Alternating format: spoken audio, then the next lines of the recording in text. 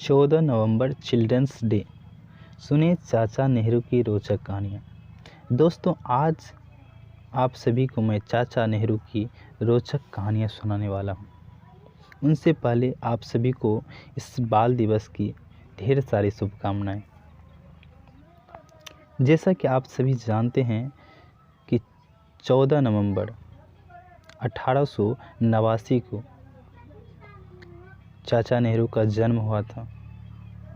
उन्हीं के जन्मदिन पर हर वर्ष हम लोग 14 नवंबर को बाल दिवस के रूप में मनाते हैं। चलिए दोस्तों, कहानियाँ सुनने से पहले इनके कुछ जीवनी के बारे में हम लोग सुनते हैं।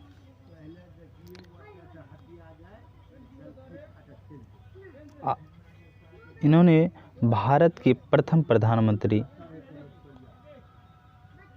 रह चुके हैं।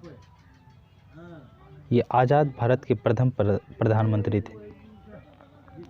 इनका जन्म इलाहाबाद उत्तर प्रदेश में हुआ।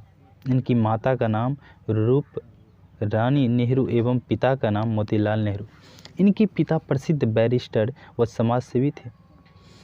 नेहरू जी संपन्न परिवार के इकलौते बेटे थे। इन्होंने विद्यालयों एवं महाविद्यालयों से शिक्षा प्राप्त की। इसके बाद इन्होंने कैम्ब्रिज विश्वविद्यालय से कानून शास्त्र में पारंगत हुए। 7 वर्ष इंग्लैंड में रहकर इन्होंने फेब्रियन समाज एवं आयरिश राष्ट्रवाद की जानकारी विकसित की।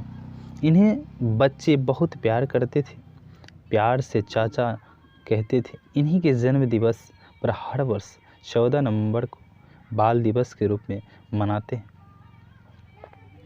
इन्हें गुलाब के फूल बहुत पसंद थे, जिसे वो अपनी शेरवानी में लगा कर रखते थे।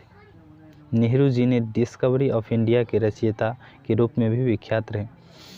नेहरू जी की एक बेटी थी इंदिरा गांधी। वे अपने पिता को ही अपना गुरु मानते थे। देश की राजनीति को वे अपने पिताजी से ही सीखा था। इन्होंने बचपन से ही देश की आज़ादी की लड़ाई को उन्होंने करीब से देखा था। यही वजह थी कि वे भी देश के प्रति अत्यधिक प्रेम रखते थे।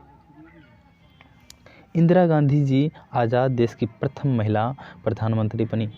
भारत देश को आगे बढ़ाने व मजबूती देने इंदिरा गांधी जी का मुख्य योगदान था। 1942 में गांधी जी के नेतृत्व में भारत छोड़ो आंदोलन के बीच नेहरू जी को गिरफ्तार किया, जिसके बाद वह 1945 में जेल से बाहर आए। 1947 में हमारा भारत देश आज़ाद हुआ। इन्होंने हमारी भारत की स्वतंत्रता में बहुत कुछ किया। चलिए दोस्तों, अब सुनते हैं इनकी रोचक कहानियाँ के बारे में कि इनकी रोचक कहानियाँ क्या थी।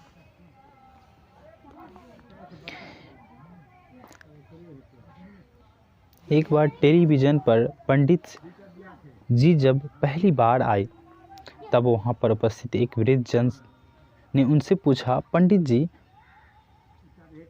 आप भी 70 के ऊपर हैं? मैं भी, लेकिन क्या वजह है कि आप जो गुलाब के फूल रखते हैं और मैं हूँ कि बूढ़ा हो चला। एक क्षण के लिए पंडित जी सोच में पड़ गए और फिर मानो एक ऋषि की वाणी में उन्होंने कहा, इनके पीछे 3 बातें हैं। पहली तो यह है कि मैं बच्चों में हिल मिल जाता हूँ, उन्हें प्यार करता हूँ और उनकी मासूमियत जिंदगी पाता हूँ। दूसरी यह कि हिमालय में मेरा मन बसता है। उन बर्फीली चोटियों में, उन घने जंगलों में, उस निर्मल हवा में मुझे नए प्राण मिलते हैं। तीसरी बात यह है कि मैं छोटी छोटी और ओझी किस्म की बातों से ऊपर उठ सकता हूँ। मेरी ज़हनियत पर उनका असर नहीं पड़ सकता। मैं तो ज़िंदगी, दुनिया और मसलों को ऊंची नज़र से देखने की कोशिश करता हूँ और इसलिए मेरी सेहत और मेरे विचार ढीले ढाले नहीं हो पाते। चलिए दोस्तों, अगली कुछ इनकी रोचक कहानियाँ सुनते हैं। एक बार नेहरू जी इंग्लैंड के हैरो स्कूल में पढ़ाई करते थे। एक दिन सुबह अपने जूतों पर पॉलिश कर रहे थे, तब अचानक उनके पिता पंडित मोतीलाल नेहरू वहां जा पहुंचे। जवाहरलाल को जूतों पर पॉलिश करते देख उन्हें अच्छा नहीं लगा। उन्होंने तत्काल नेहरू जी से कहा, क्या यह काम तुम नौकरों से नहीं करा सकते?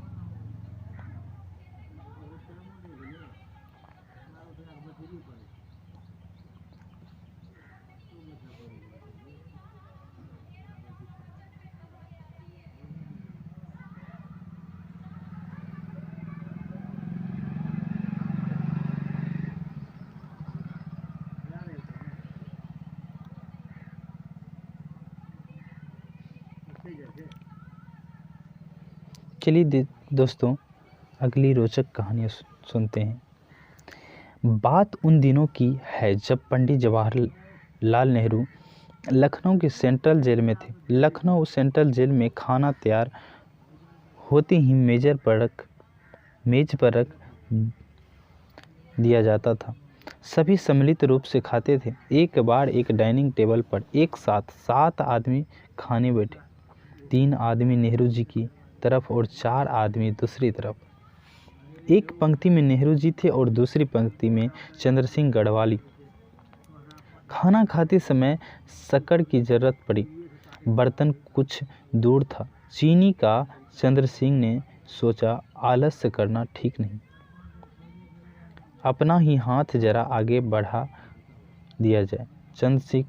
चंद्र सिंह ने हाथ बढ़ाकर बर्तन उठाना चाहा कि नेहरू जी ने अपने हाथ से रोक दिया और कहा, बोलो।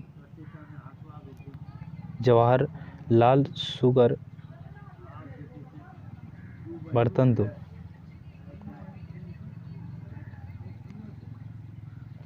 वे मारे गुस्से के तलमला उठे, फिर तुरंत ठंडे भी हो गए और समझाने लगे, हर काम के साथ शिष्टाचार आवश्यक है। भोजन की मेज का भी अपना एक सभ्य तरीका है, एक शिष्टाचार है। यदि कोई चीज़ सामने से दूर हो तो पास वाले को कहना चाहिए, कृपया इसे देने का कष्ट करें। शिष्टाचार के मामले में नेहरू जी ने कई लोगों को नसीहत प्रदान की थी। ऐसे थे जवाहरलाल नेहरू। तो उम्मीद करते हैं आप सभी को ये कहानियाँ बहुत ही अच्छी लगी होगी।